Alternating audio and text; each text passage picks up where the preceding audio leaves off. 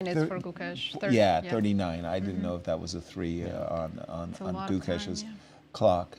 But okay, still I would say an advantage on the clock for Gukesh. Not inconsiderable, but something there. We know Fabi and Wesley, that's the bishops of opposite color. With MVL and Prague? Yeah, this is the other one I wanted to talk about, absolutely. Please. Because Prague, I don't know if this is him being ambitious or he just thought this is the best option, but he went for something I would be quite reluctant to do. He played 96 in this position with the intention, and this is what happened in the game, of placing it on c4. But it's kind of stuck.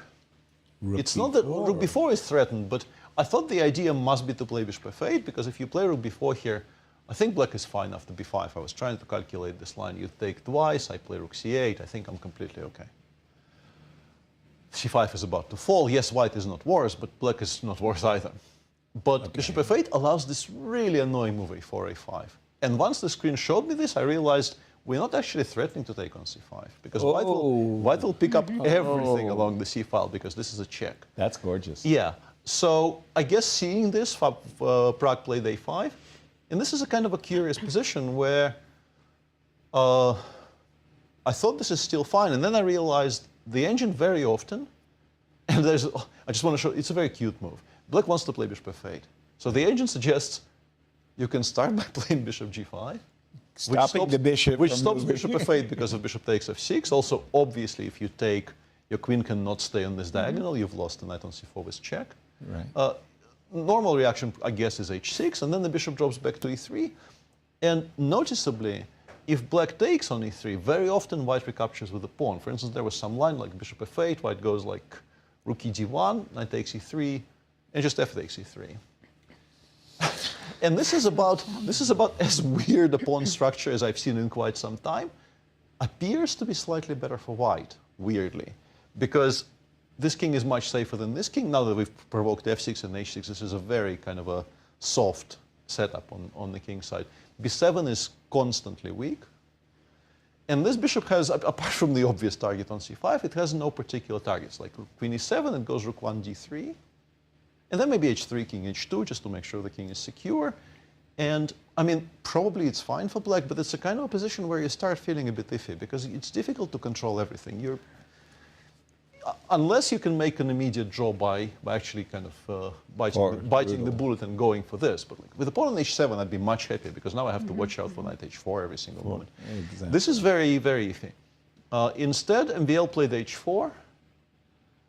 Inviting bishop f8. Yeah, Prague, I think, very happily played h5, but now bishop g5 is now good. bishop g5 might actually be very annoying, because we don't have you h6 want to play anymore. bishop f8, but how are you going to manage? King h8 with the idea queen g8.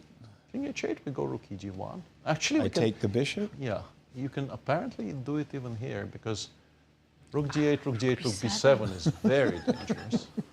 The thing is, it still has no squares, and you are now under severe pressure on the king's side as well. Like, yes, you're a piece up. It's not even being won back immediately after. It's just that none of your pieces have any squares. That's like, funny. what's your next move?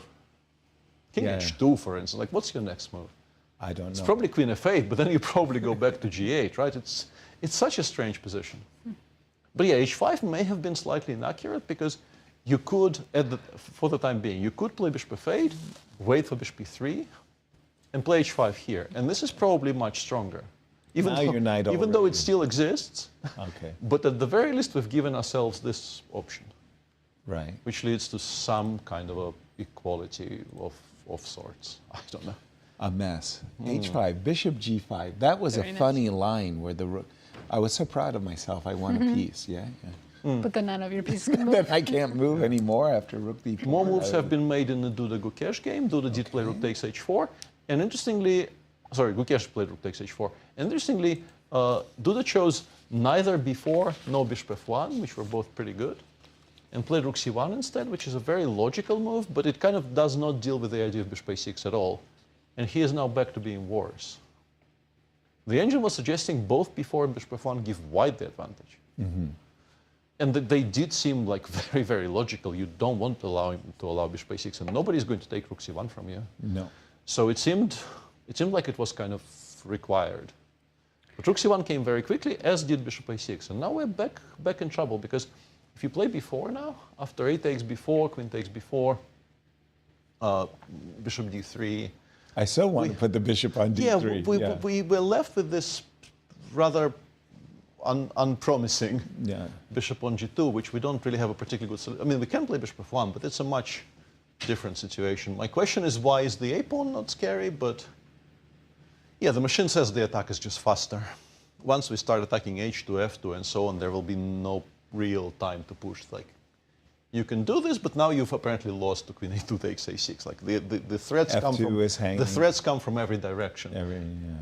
Yeah, and we're hearing the news that there might be a repetition in the game between Sam and. I'm expecting Wesley and Fabi